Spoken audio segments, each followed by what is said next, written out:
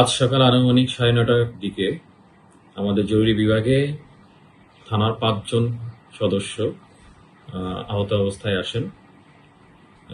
এর মধ্যে 5 জনকেই আমরা প্রাথমিক চিকিৎসা দেই এবং 4 জনকে এখন হসপিটালে ভর্তি রাখা হয়েছে।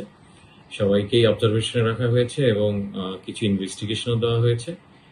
ইনভেস্টিগেশন আসার পরে আমরা পুরোপুরি অবস্থাটা আপনাদেরকে বলতে পারবো। তবে এখনো পর্যন্ত সবাই সুস্থই আছেন।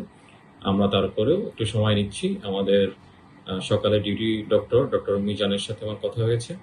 তিনি আমাকে যতটুকু বলেছেন যে এখনো পর্যন্ত তাদের কোনো জীবন নাশের কোনো হুমকি নেই এবং আমি নিজেও দেখেছি এখনো পর্যন্ত তারা ভালো আছেন। তবে আমরা কিছু ইনভেস্টিগেশনের পর আপনাদেরকে পুরোপুরি জানাতে পারবো তাদের অবস্থা।